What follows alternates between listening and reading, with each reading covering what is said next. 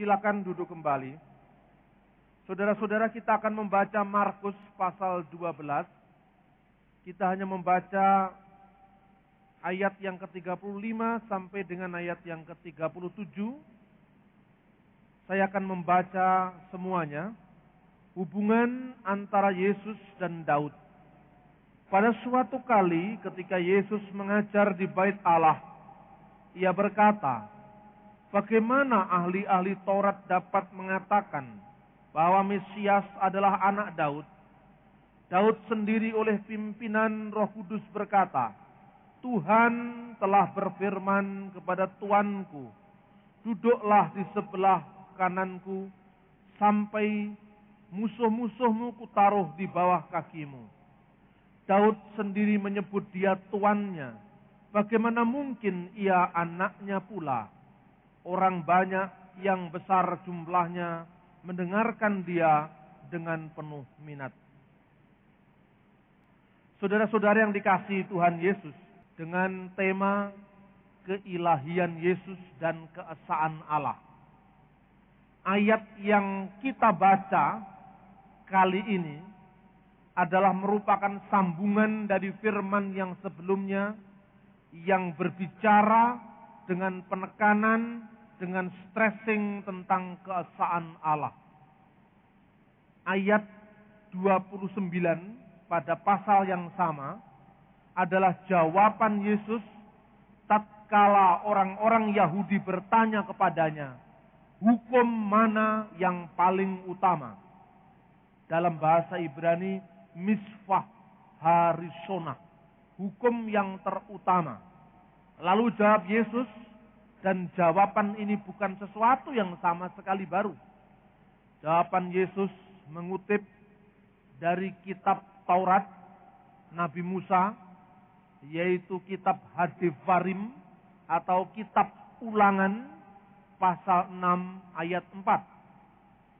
Yesus mengutip di sana ungkapan syahadat Yahudi yang sangat terkenal, yang dibaca selama 3 kali dalam sehari.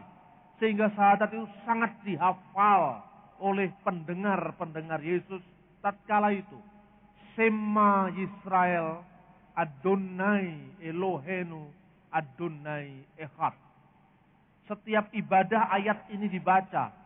Shema Yisrael, Adonai Eloheinu, Adonai Echad. Dengarkanlah wahai orang Israel, Allah Tuhan yang kita sembah adalah Tuhan yang esa. Ini syahadat, pengakuan, kesaksian dari orang Israel bahwa hukum yang terutama yang melandasi kasih kita kepada Allah di atas segala hal, mengasihi dengan segenap akal budi, dengan segenap hati, dengan segenap kekuatan, dan mengasihi manusia seperti diri kita sendiri, didasarkan atas hukum terutama yang disebut dengan Shema, yaitu hukum tentang keesaan Allah. Dalam bahasa Arab disebut tauhid. Tauhid artinya mengesahkan Allah dan menegasikan, menyangkal bahwa tidak ada ilah lain kecuali Allah. Sehingga hukum Taurat, 10 perintah Tuhan yang diturunkan Tuhan kepada Nabi Musa, yang pertama berbunyi, Lo yihye Elohim akhirim alfanai. Jangan ada ilah lain di hadapan hadiratku. Oleh karena seperti saya katakan pada bulan yang lampau, bulan lalu, di mana 1 Korintus pasal 8 ayat 4, seperti Alkitab yang saya baca ini, dalam bahasa Arab dan bahasa Indonesia, di sana diterjemahkan dalam bahasa Arab, La ilaha illallah, tidak ada ilah kecuali Allah. Oleh karena itu kita memasuki dalam tema yang penting pada saat ini. Kekristenan membedakan 2 makna istilah untuk yang ilahi. Yang pertama Allah dan yang kedua Tuhan. Apa bedanya? Dalam bahasa sehari-hari seolah-olah tidak berbeda. Ya Tuhan, ya Allah, Allah, ya Tuhan. Tetapi kalau saudara membaca di dalam Alkitab, yaitu Kisah Rasul pasal 2 ayat 36, jelas kata ini dibedakan. Misalnya kita akan membaca pasal 2 ayat 36. Jadi seluruh kaum Israel harus tahu dengan pasti bahwa Allah telah membuat Yesus yang kamu salibkan itu menjadi Tuhan dan Kristus. Innallaha ja'ala Yesua hadzalati salabtumuhu antum rabban wa masihan. Sesungguhnya Allah telah menjadikan Yesus yang kamu salibkan sebagai Tuhan dan Kristus. Jadi yang menjadikan Yesus Tuhan itu adalah Allah. Berarti istilah Allah dan istilah Tuhan itu berbeda maknanya. Apa perbedaannya? Allah itu bahasa Arab yang diindonesiakan jadi Allah. Dijawakan jadi Gusti Allah. Karena orang Jawa tidak bisa ngomong Allah, dia ngomong Allah. Ya kan? Orang Kristen juga seperti itu, lidahnya tidak terlalu fasih mengucapkan Allah, tetapi Allah. Ya sebetulnya sama saja, Allah itu ya Allah. Kalau di Indonesia orang ngomong Allah itu kalau tidak orang Jawa yang tidak bisa ngomong bahasa Arab atau orang Kristen. Tapi kalau orang Islam ngomongnya Allah, itu malah salah. Tidak ada bahasa Arab Allah itu tidak ada. Maunya mau berbeda dengan yang lain, dimantap-mantapkan malah salah. Yang benar Allah, antara A dan O dalam bahasa Arab. Nah kalau Anda pergi ke Timur Tengah, orang Kristen juga berdoa, Allahumma ya Allah, ya Abba Samawi, Allahumma ya Allah, ya Bapak Surgawi, ya gitu. Sama. Tapi di Indonesia ini karena bahasanya seolah-olah supaya beda, supaya tampil beda, maka tidak sama. Kalau Anda pergi ke Lebanon, ke Mesir, dan sekarang Alhamdulillah, Lembaga Alkitab Indonesia bekerja sama dengan Lembaga Alkitab Lebanon, yaitu Darul Kitabil Muqaddas fi Syarqil Awsat, Lembaga Alkitab Timur Tengah, dan menerbitkan bersama Alkitab Arab Indonesia. Alkitabul Muqaddas. Dan Alkitab ini banyak sekali dipesan di lembaga-lembaga Islam. Alhamdulillah juga Tuhan mempercayakan kepada saya untuk menjadi salah satu pembaca yang mempersiapkan Alkitab ini 4 tahun yang lalu. Karena selama ini kalau orang ngomong Arab itu mesti Islam. Sampai Lukas bin David itu Lukas David Junior artinya, anaknya Pak David. Dia mengatakan itu bahasa apa Pak? Itu bahasa Islam katanya. Karena selama ini bahasa Arab itu dianggap sebagai bahasa orang Islam. Padahal tidak benar. Sebelum munculnya agama Islam, seluruh inskripsi itu prasasti penemuan batu bertulis berbahasa Arab itu semua dari kalangan gereja. Kaget kan Anda? Sebelum Islam muncul, Nabi Muhammad itu nabinya umat Islam, lahir tahun 571. Alkitab sudah diterjemahkan dalam bahasa Arab, walaupun itu bagian-bagiannya secara fragmentaris, itu kira-kira pada pertengahan abad ke-6.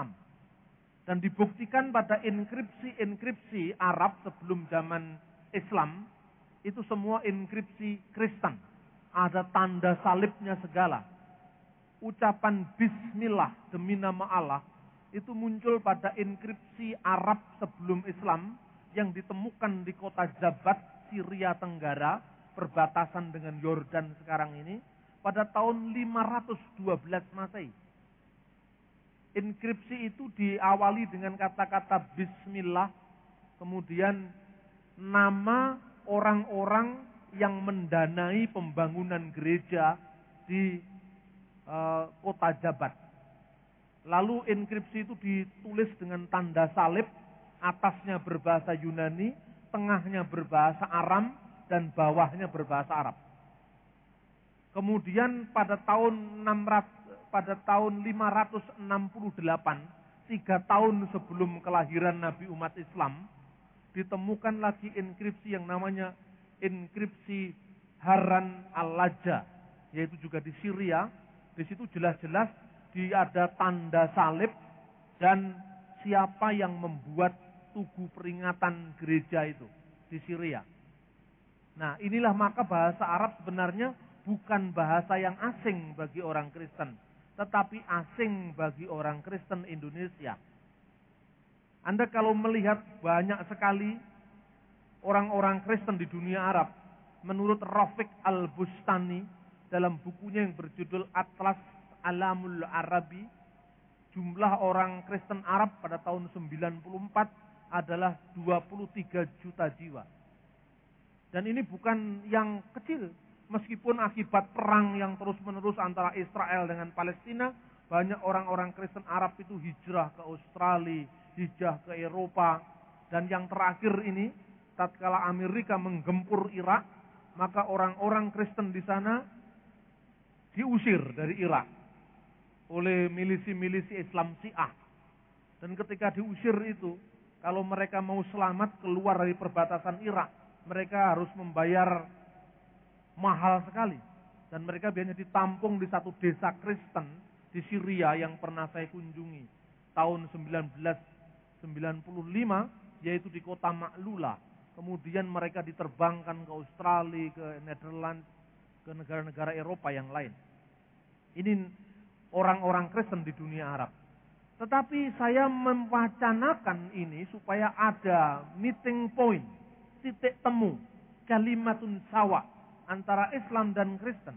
Karena kendala terbesar bagi umat Islam untuk mengerti prinsip-prinsip iman Kristen yang pertama adalah bahwa dosa yang paling besar yang tidak diampuni oleh Tuhan adalah dosa mempersekutukan Allah dengan yang lain. Karena itu debar dada, degup hati orang Muslim adalah la ilaha illallah. Tidak ada ilah kecuali Allah, yang ternyata juga ada dalam Alkitab bahasa Arab. Jadi saudara-saudara yang terkasih, Anda melihat banyak paradoks sekarang di televisi. Dulu jarang sekali melihat sinetron-sinetron bertema siksaan kuburan, ada keajaiban ilahi, mukjizat Allah. Isinya pokoknya nakut-nakuti. Sekarang ini semua orang pada takut, sehingga orang itu mengabdi kepada Allah bukan karena cinta kepada Allah, tapi karena takut kepada Allah. Loh, karena memuji kepada Allah itu ada tiga motivasi. Motivasi yang pertama, saya menyembah Allah karena saya takut neraka. Motivasi kedua, saya menyembah Allah supaya saya naik surga. Motivasi ketiga, saya menyembah Allah semata-mata karena saya mencintainya. Ada tiga. Yang paling tinggi, yang paling benar yang tiga itu. Kalau Anda takut menyembah Allah karena takut dengan neraka, apa bedanya Anda sekarang pakai seat belt karena takut polisi? Anda pakai helm cuma dipasang begini tanpa ditali karena takut polisi. Berarti Tuhan itu seperti polisi yang siap mentung saudara. Karena kalau kita mengabdi Tuhan karena takut kepada Tuhan, takut dalam pengertian pedih digepuk, maka kita tidak tulus mencintai Tuhan. Kalau kita menyembah Tuhan supaya kita masuk surga, tok, ansih saja, makanya cinta kita kepada Tuhan pamrih. Ada pamrihnya. Tapi kita mencintai Tuhan karena semata-mata kita cinta kepada Tuhan, kita mengabdi Tuhan. Otomatis surga, gitu. Jadi surga itu akibat, bukan tujuan. Di dunia ini juga begitu. carilah dulu kerajaan Allah. Yang lain-lain akan ditambahkan kemudian. Bukan kemudian orang Kristen itu tidak boleh kaya, tidak boleh jaya dalam bisnis, boleh. Tapi itu bukan tujuan. Itu tambahan. Karena apa? Cari dulu kerajaan Allah, sudah ketemu Allah, sudah percaya Yesus, sudah ada jaminan, yang lain akan ditambahkan. Lo kan enak. Bonusnya ini seringkali jadi tujuan. Makanya cari kekayaan di Gunung Kawi. Cari kekayaan di Gunung Kawi. Ngopeni tuyul dan sebagainya. Ini bertentangan dengan hukum terutama yang diajarkan Yesus. Yaitu Tuhan yang kita sembah. Itu adalah Allah yang esa. Ada kisah dari dunia Arab. Bahwa kita, untuk menjelaskan mengapa kita, orang Kristen, memahami Allah, istilah Allah, bahasa Arabnya ilah, al-ilah, Allah, itu maknanya dia yang disembah. Bahasa Inggrisnya itu the Godhead, keilahian, Godhead, atau divine of Jesus Christ, lahud Sayyidina Al-Masih. Tetapi yang kedua makna Tuhan itu adalah dia yang menguasai, yang memelihara hidup kita. Jadi Tuhan yang kita sembah. Bahasa Inggrisnya God. Bahasa Ibraninya Elohim. Eloah. Bahasa Arabnya ilah, al-ilah, Allah. Bahasa Indonesianya Allah. Tuhan yang menguasai kita, yang memelihara kita. Bahasa Inggrisnya Lord. The Lordship of Jesus Christ. Bahasa Arabnya Rabb, bukan Allah tapi Rabb. Bahasa Indonesianya Tuhan. Bahasa Jawanya Gusti. Maknanya jelas. Nah, saudara-saudara yang dikasihi Tuhan, kisah ini menceritakan bahwa manusia yang mencari Allah secara benar, itu mengabdikan hidupnya kepada Allah, dan satu-satunya yang disembah hanyalah Allah. Makanya dalam terjemahan bahasa Jawa itu kalau di pesantren-pesantren, la ilaha illallah asyhadu alla ilaha illallah itu diartikan satemene ingsun anyekseni ora ana Gusti Pangeran kang wajib kasembah kajaba saka Gusti Allah. Tidak ada yang wajib disembah kecuali hanya Allah. Dan orang Kristen setuju ini. Karena memang Alkitab mengatakan Audeis Theos Eimi Heis, yang diterjemahkan la ilaha illallah. Tidak ada ilah kecuali Allah. Mempersekutukan Allah dengan yang lain itu namanya syirik. Syirik itu dikata syarikah, mempersekutukan. Orang yang syirik itu adalah musyrik. Orang yang mempersekutukan dengan Allah, dosa yang tak terampuni. Makanya Anda melihat kadang-kadang paradok di televisi. Pakainya jilbab, bergoyang dangdut, erotis sekali. Saya tanya, loh apa goyang erotis itu tidak menimbulkan syahwat dan berdosa? Teman muslim saya menjawab, ya dosa Pak. Tapi dosa kecil. Karena apa? Dosa yang tidak bisa diampuni, dosa besar itu mempersekutukan dengan Allah. Tapi kalau sekedar goyang inul tidak apa-apa katanya. Nah ini sudah menawar-nawar. Ya kita tidak setuju dengan pola pikir semacam itu. Tapi artinya ada semacam klasifikasi. Dosa yang tak terampuni. Yaitu mempersekutukan dengan Allah. Berharap pada benda yang bertuah, yang sakti. Berharap pada keris. Berharap pada tombak sakti. Berharap pada sepatu sakti. Sepatu kok ada yang sakti. Itu semua mempersekutukan Tuhan. Mempersekutukan Allah dengan ilah-ilah yang lain. Abu Nawas. Kenal Abu Nawas. Abu Nawas itu sering dalam cerita-cerita anekdot guyonan gitu. Abu Nawas itu sosok sejarah. Dia hidup pada masa Khalifah Harun ar-Rasyid di dinasti Abbasiyah yang berpusat di Ka'bah. Konon suatu hari Abu Nawas disuruh belanja istrinya ke pasar. Anda tahu pasar Arab itu pasar tradisional. Waktu belanja di pasar itu ya maunya itu beli roti. Bukan beli beras, karena orang Arab tidak makan nasi. Makan roti, khubus. Orang Mesir menyebut ais. Rotinya itu banyak sekali mengandung ragi. Makanya orang Arab perutnya besar. Karena apa? Banyak raginya. Makan sedikit itu udah kenyang sekali. Waktu saya di sana itu, di Mesir itu, kalau nggak sempat pulang karena saya kuliah, ya makan itu aja, cuman segini, ditambahi dengan daging kambing sedikit ya sudah. Saya pikir kenapa sedikit kok bisa kenyang, ternyata raginya banyak.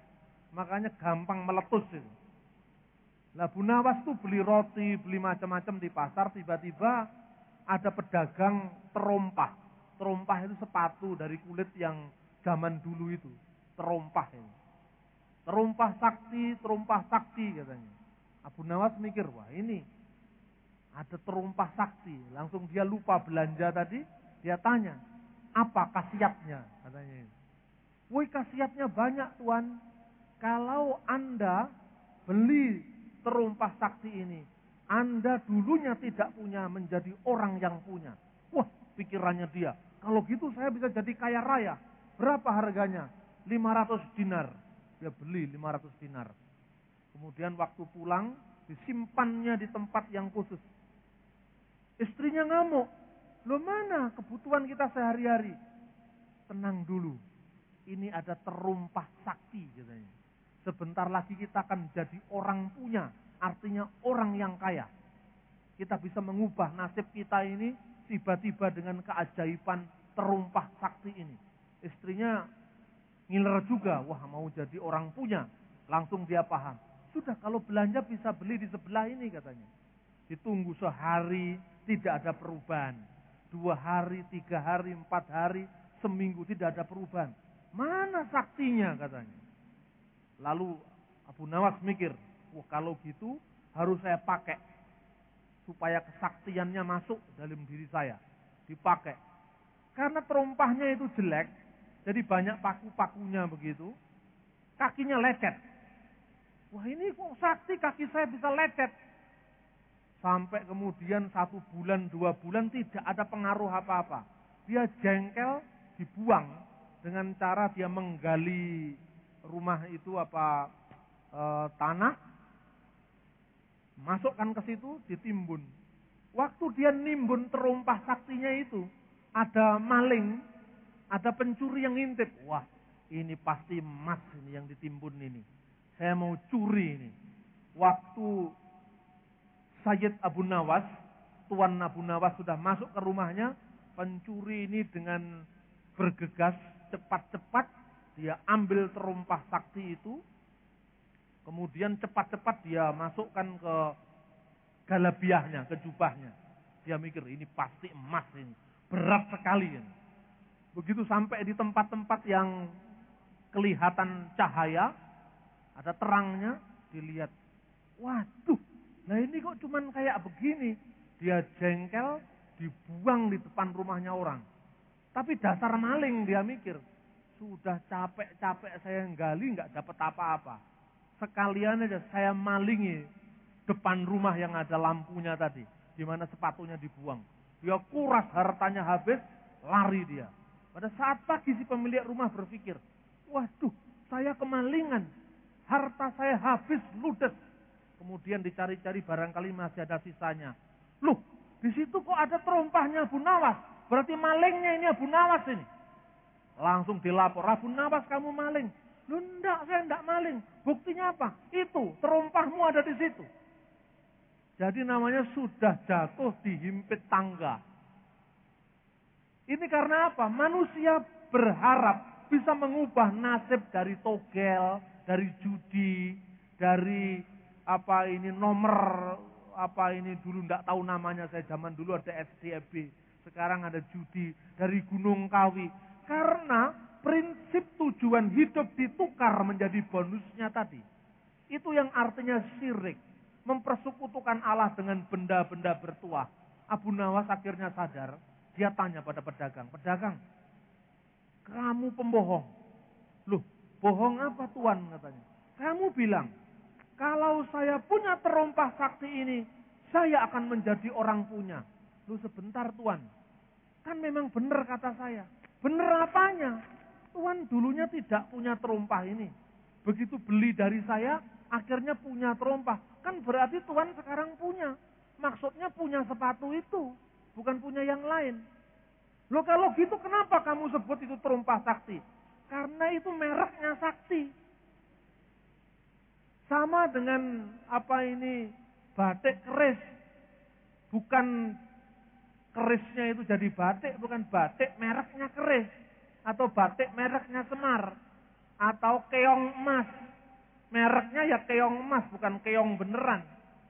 Ini pelajaran.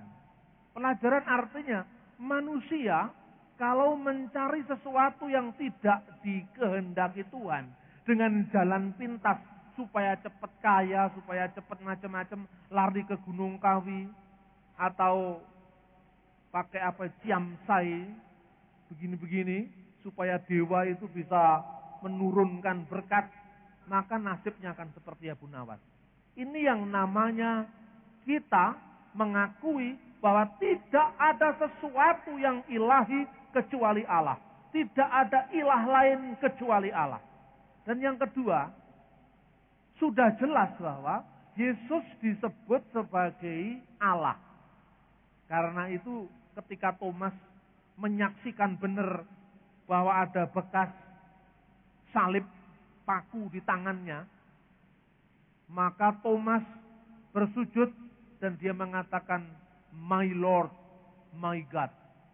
Ya Tuhanku, ya Allahku. Artinya Yesus itu adalah Allah, Yesus itu adalah Tuhan. Di sini ada dua makna yang saya sampaikan tadi. The Lordship of Jesus Christ, the divine of Jesus Christ. Keilahian Yesus dan ketuhanan Yesus. Apa bedanya? Keilahian menunjuk kepada sosok Yesus yang tidak kelihatan, yang adalah firman Allah. Karena itu dikatakan pada mulanya adalah firman. Firman itu bersama-sama Allah. Dan firman itu adalah Allah. Sebagai firman inilah. Firman yang sudah ada sebelum segala sesuatu ada. Firman yang sudah ada sebelum Abraham ada. Firman yang sudah ada karena firman ini menciptakan langit, bumi, laut dan segala isinya. Inilah yang disebut Allah. Jadi Yesus disebut Allah menunjuk kepada Yesus yang adalah firman Allah dan firman Allah adalah Allah. Tidak menunjuk kepada wujud fisiknya. Tidak menunjuk kepada wujud Yesus yang kelihatan. Itulah yang dimaksudkan dengan Yesus firman Allah. Yesus itu adalah Allah. Bukan dalam makna manusia Yesus itu Allah, tidak. Tetapi Yesus sebagai firman yang sudah ada sebelum dia turun ke dunia ini adalah Allah. Yang menciptakan segala sesuatu. Karena Allah menciptakan dengan firman-Nya.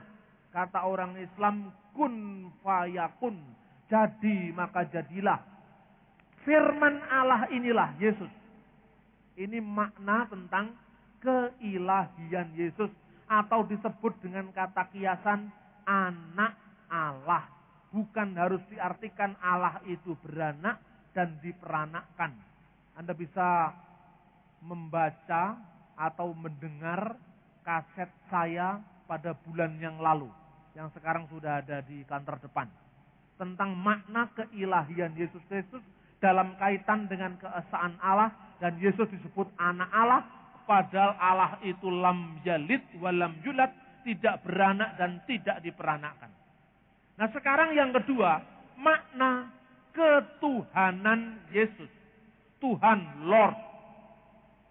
Tuhan Gusti. Ini maknanya apa? Tatkala, saudara-saudara, Yesus disebut sebagai anak Daud. Orang-orang Israel pada saat itu, orang-orang Yahudi pada saat itu, seperti yang kita baca, dia bingung. Katanya Yesus itu adalah anak Daud. Bagaimana pula dia disebut dengan tuannya. Karena Daud dalam Mazmur yang dikutip pada ayat 36, Daud sendiri oleh pimpinan Roh Kudus berkata, Tuhan telah berfirman pada Tuanku, duduklah di sebelah kananku, sampai musuh-musuhmu kutaruh di bawah kakimu. Ayat ini diambil, dikutip dari Mazmur 110 ayat 1. Di dalam bahasa Ibrani dibedakan antara Tuhan dan Tuan. Dalam terjemahan lama Alkitab disebutkan, berfirmanlah Tuhan kepada Tuhanku. Berfirmanlah the Lord, L besar, O besar, R besar, D besar, artinya Yahweh. Kepada my Lord, Adonai. Berfirmanlah Yahweh kepada Tuhanku. Berfirmanlah Allah Sang Bapa kepada anaknya, yaitu Tuhanku. Kalau dia disebut anak Daud, bagaimana pula dia tuannya, katanya. Ini maknanya adalah Yesus secara fisik, secara daging, anaknya Maryam, memang anaknya Daud, karena dia keturunan Yehuda. Tetapi Yesus yang dikandung oleh Maryam, keturunan Daud itu, sesungguhnya dia adalah Tuan di atas segala Tuan. Sesungguhnya dia adalah Lord. Banyak orang yang salah, seolah-olah yang bikin Yesus Tuhan itu orang Kristen. Bukan. Sebelum zaman Kristen, Mazmur 110 ayat 1 ini, menurut tafsiran para rabi-rabi Yahudi, para imam-imam Yahudi, sebelum jauh zaman Kristen, dikatakan, Neum Yahweh Ladonai, Sif li Yemini. Berfirmanlah Yahweh kepada Adonai, kepada Tuanku. Lalu tafsiran Yahudi, Tuanku di sini atau Tuhanku di sini menunjuk kepada Raja Mesias yang akan datang. Ini Kristen belum ada. Orang Yahudi dulu sudah nunggu-nunggu bahwa Raja Mesias yang akan datang, Kristus yang dijanjikan, Sang Penyelamat yang akan datang, itu disebut Tuhan. Ini penting sekali. Penemuan laut mati, Dead Sea Scroll di laut mati, kalau Anda pergi ke Yerusalem, akan masuk ke sana, itu ditemukan bahwa Mesias itu bergelar Moreh Hasedek, Tuhan keadilan. Moreh Mara, itu bahasa Aram yang akhirnya menjadi Maranatha, Tuhan kami datanglah. Makanya Yesus disebut Marana Yesu Mesiha, Tuhan kami Yesus Kristus. Jadi ini bukan ciptaan gereja, bukan ciptaan orang Kristen, tetapi benar-benar dipertanggungjawabkan dari kitab suci Taurat, Zabur atau Mazmur, kemudian ditulis lagi Injil. Saudara yang terkasih dalam Tuhan, lalu apa yang diartikan Tuhan itu, maknanya apa? Maknanya tadi kita baca, sesungguhnya orang Israel harus tahu bahwa Allah telah menjadikan Yesus yang kamu salibkan. Yang kamu salibkan itu berarti manusia kan? 1 Petrus pasal 3 ayat 18, dia yang dibunuh dalam keadaannya sebagai manusia. Yang bisa disalib, yang bisa mati itu kemanusiaannya sebagai Tuhan dan Kristus. Bahasa Jawanya itu Gusti. Lah kalau bahasa Indonesia memang tidak ada kata ganda yang memiliki makna Tuan dan Tuhan. Kapan Yesus menjadi Tuan, kapan Yesus menjadi Tuhan. Yesus menjadi Tuan tatkala orang belum tahu siapa dia. Tapi tatkala orang sudah tahu siapa dia, dia adalah bukan sekedar Tuan, tapi Tuhan. Jadi hanya itu ditekankan, bahasa Melayu itu kalau Tuan, itu ya Tuan biasa. Tuan direktur, Tuan Syakur dan sebagainya. Tapi kalau Tuhan, Tuan segala Tuan. Sang penguasa yang hebat maknanya. Nah, siapa yang menjadikan Yesus sang penguasa itu? Yang menjadikan Yesus Tuhan segala Tuhan adalah Allah. Maka, kalau istilah Allah menunjuk kepada firman yang bersama dengan Allah, dan firman itu adalah Allah, istilah Tuhan menunjuk kepada kemanusiaan Yesus. Itu gelar yang diterapkan bagi kemanusiaan Yesus. Makanya kita menyebutnya Lord Charles, Lord Jesus. Loh, apa sama Lord Charles dengan Lord Jesus? Tidak sama. Tapi maknanya ganda seperti itu.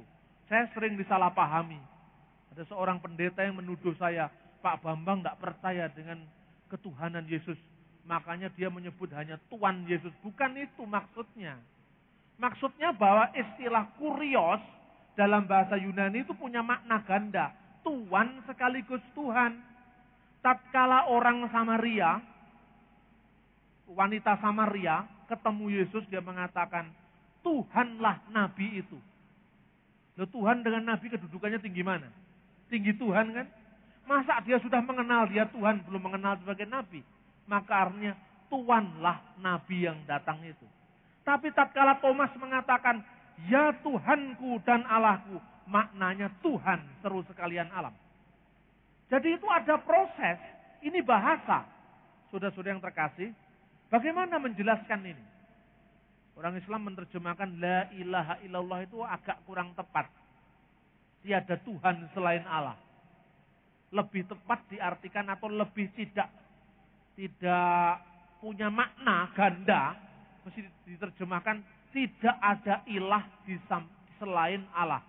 Karena ilah itu menunjuk kepada sesembahan, tapi Tuhan itu menunjuk kepada sang penguasa. Makanya coba, apa benar makna ketuhanan itu menunjuk pada kemanusiaan Yesus? Kita akan membaca untuk membandingkan makna ini dari Filipi pasal 2. Filipi pasal 2 coba saya baca. Kita akan membaca berbalas-balasan mulai ayat 5 sampai 11. Saya membaca ayat 5, saudara membaca ayat 6 dan seterusnya. Hendaknya kamu dalam hidupmu bersama menaruh pikiran dan perasaan yang terdapat juga dalam Kristus Yesus. Ayat 6. Yang walaupun dalam rupa Allah, tidak menganggap kesetaraan dengan Allah itu sebagai milik yang harus dipertahankan. Melainkan telah mengosongkan dirinya sendiri dan mengambil rupa seorang hamba dan menjadi sama dengan manusia. Dan dalam keadaan sebagai manusia, ia telah merendahkan dirinya dan taat sampai mati, bahkan sampai mati di kayu salib. Itulah sebabnya Allah sangat meninggikan dia dan mengaruniakan kepadanya nama di atas segala nama. Supaya dalam nama Yesus bertekuk lutut segala yang ada di langit dan yang ada di atas bumi dan yang ada di bawah bumi. Dan segala lidah mengaku Yesus Kristus adalah Tuhan bagi kemuliaan Allah Bapa. Jelas, siapa yang digelari dengan nama di atas segala nama? Dan karena apa? Karena Yesus taat. Dia yang walaupun dalam rupa Allah, artinya dia yang walaupun dalam rupa Allah, Yesus sebagai firman Allah yang bersama-sama dengan Allah, dan firman Allah itu adalah Allah. Kalimatullah itu adalah Allah. Fil badil kanal kalimah wal kalimatu kana indallah wa kana kalimatullah. Sebagai kalimatullah, sebagai firman-Nya Allah, Yesus adalah Allah. Tapi ketika turun ke dunia, dia menjadi seorang hamba sama dengan kita. Bahkan sebagai manusia, kata Alkitab, dia telah taat. Bukan sekedar taat, setaat-taatnya sampai mati. Bahkan matinya tidak enak di tempat tidur, tapi mati di kayu salib dalam kehinaan. Ayat selanjutnya, itulah sebabnya. Sebab apa? Sebab Yesus sudah merendahkan diri sebagai manusia. Sebab Yesus sudah taat, bahkan taat sampai mati, bahkan mati di kayu salib tadi. Itulah sebabnya. sebab ketaatan Yesus sebagai manusia tadi, Allah telah meninggikan dia, meninggikan sang manusia yang taat tadi, dan mengaruniakan kepadanya nama di atas segala nama. Supaya yang ada di bumi, di bawah bumi, di atas bumi mengaku bahwa Yesus Kristus adalah Lord, adalah Tuhan, bukan Tuhan selain Allah, Tuhan bagi kemuliaan Allah. Jadi makna Tuhan itu menunjuk kepada kepenguasaan. Saya berdialog dengan saudara saya umat Islam beberapa saat sebelum saya berangkat ke Kairo di pondok pesantren Darul Ulum. Penyelenggaranya itu Yayasan Pondok Kasih. Bekerja sama dengan Tarekah Muktabarah yang dikelola oleh Nahdlatul Ulama. Ada seorang dari Ahmadiyah yang bertanya kepada saya. Ahmadiyah yang diserang di Parung oleh FPI itu. Dia bertanya kepada saya begini, Pak, saya mau tanya ini, kenapa Yesus disebut Tuhan? Terus saya jawab, Tuhan dalam makna apa dulu? Sebab dalam bahasa Indonesia kata Tuhan itu apakah maknanya ilah atau maknanya Rob? Kalau Yesus disebut dalam pengertian bermakna yang ilahi, keilahian, divine of Jesus Christ, itu menunjuk, merujuk kepada Yesus sebagai kalimatullah, dan kalimatullah itu adalah Allah. Bagaimana mungkin kalau kalimat Allah tidak Allah? Pikiran saya ya saya, pikiran saya bukan yang lain. Pikiran saya menyatu dengan diri saya bersama roh saya dan satu, bukan dua, bukan tiga. Itu artinya ilah atau Allah. Tapi sebagai Tuhan atau sebagai Rob, maknanya adalah Yesus diberi kekuasaan oleh Allah. Karena itu saya membaca Matius pasal 28, yaitu prolognya amanat yang agung. Segala kuasa, perhatikan, segala kuasa baik di surga maupun di atas bumi telah dilimpahkan kepadaku. Berarti Allah telah melimpahkan kekuasaan surgawi dan kekuasaan duniawinya kepada Yesus. Kisah Rasul pasal 2:36, sesungguhnya Allah telah menjadikan Yesus yang kamu salibkan sebagai Tuhan dan Kristus. Jadi yang menjadikan Yesus Tuhan itu ya Allah sendiri. Kenapa? Kemanusiaan Yesus yang datang ke dunia itu sudah taat, bahkan taat sampai mati di kayu salib. Terus saya suruh bandingkan. Ini sekedar membandingkan. Saya tidak menyamakan supaya Anda paham perbandingannya. Dengan saya mengutip ayat Quran ini tidak berarti saya menafsirkan ayat Quran untuk kepentingan Kristen, tidak. Tapi untuk membandingkan. Bandingkan sekarang dengan ayat Quran, saya bilang. Surat Ali Imran ayat 45. Lalu saya baca teksnya. Bismillahirrahmanirrahim. Idzqalatil malaikatu ya Maryam innallaha yubashirruki bikalimati min husmuhul masih Isa ibnu Maryam wajihan fid dunya wal akhirati wa minal muqarrabin. Ketika malaikat berkata, wahai Maryam, sesungguhnya Allah telah memberikan kamu kabar gembira dengan bikalimati minhu, dengan firman yang dari dia, namanya Al-Masih Isa anaknya Maryam, wajihan fid dunya wal akhirat, yang terkemuka di dunia ini dan di akhirat, di surga, dan salah seorang yang didekatkan di sisi Allah. Kenapa Yesus disebut terkemuka di dunia dan di akhirat?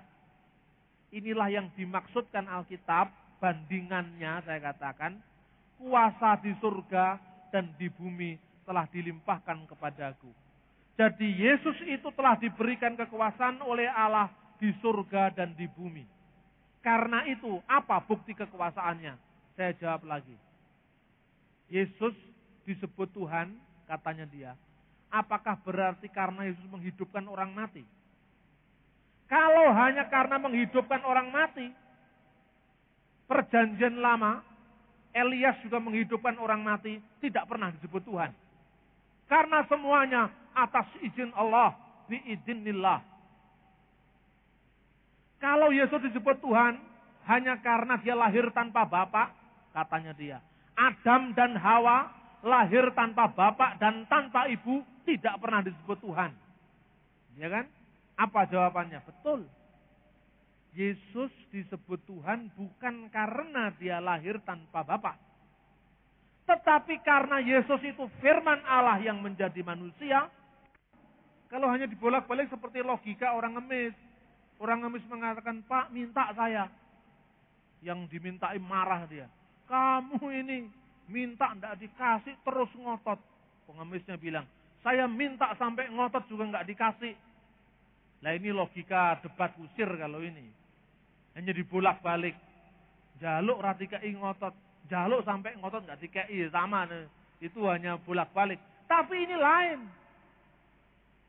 Karena Yesus itu adalah firman menjadi daging. Firman menjadi manusia. Maka kelahirannya tanpa bapak. Jadi kelahiran tanpa bapak itu bukan sebab dia disebut sebagai yang ilahi, Allah. Bukan. Tetapi karena dia itu firman Allah, lahir ke dunia, maka tanpa bapak. Sebab untuk membuktikan bahwa Yesus memang benar-benar firman yang menjadi daging. Benih yang dikandung, itu benih firman Allah yang menjadi manusia. Dan perantaranya adalah Maryam. Lain, tidak sama. Lalu buktinya apa? Yesus menghidupkan orang mati. Benar atas izin Allah. Semua menghidupkan orang mati. Datang pada hari kiamat untuk mengadili orang hidup dan orang mati. Yaitu menjadi hakim yang adil. Itu kan jabatan ilahi dari Allah. Tidak mungkin manusia diberi kekuasaan yang begitu luas kalau bukan Allah memberikan jabatannya itu. Yaitu ketuhanannya itu kepada Yesus. Yesus itu Tuhan. Makanya dia menghidupkan orang mati. Yesus itu Tuhan. Makanya ada kuasa pengampunan. Yesus itu Tuhan. Maka ada mujizat. Yesus itu Tuhan. Maka ada harapan. Dari keterputusasaan manusia. Maka dia menjamah orang sembuh dari sakit. Maka dia menjamah orang dihentaskan dari segala problem. Karena dia adalah Tuhan. Saya katakan, kalau dia datang mengadili orang hidup dan orang mati. Sekarang, itu kekuasaan siapa menghidupkan orang mati? Kekuasaan Allah. Kok diberikan kepada Yesus? Kok Yesus bisa? Apa ada dua Tuhan? Satunya Allah, satunya Yesus? Tidak. Hanya ada satu Tuhan. Allah menjadi hakim yang adil. Tapi Yesus juga hakim yang adil. Apa ada dua hakim yang adil? Tidak, hanya ada satu hakim yang adil. Maknanya kalau hanya satu berarti Allah, yaitu Allah yang bersama firman-Nya. Firman-Nya itu anak Allah, yaitu Yesus secara roh. Yesus secara ilahi, yaitu firman Allah. Dan roh Allah, yaitu Roh Kudus yang satu dalam diri Allah. Maka firman-Nya itu turun ke dunia, menjadi manusia. Dan kemanusiaannya itu digelari dengan Tuhan. Karena apa? Allah telah mempercayakan penghakimannya. Menghidupkan orang mati. Kuasa penyembuhan. Kuasa pengampunan. Kepada Yesus sang manusia tadi. Yang menjadi Mesias Allah. Mesias ilahi. Kiranya firman Tuhan ini semakin membangkitkan iman percaya kita kepada Dia. Karena Yesus firman Allah yang menjadi manusia. Dan karena ketaatannya Yesus digelari Tuhan, Lord, Gusti. Karena dia adalah penguasa hidup kita. Artinya orang Kristen berkata, La ilaha illallah, la roba ilal masih. Tidak ada ilah kecuali Allah. Dan tidak ada Tuhan kecuali Kristus. Amin.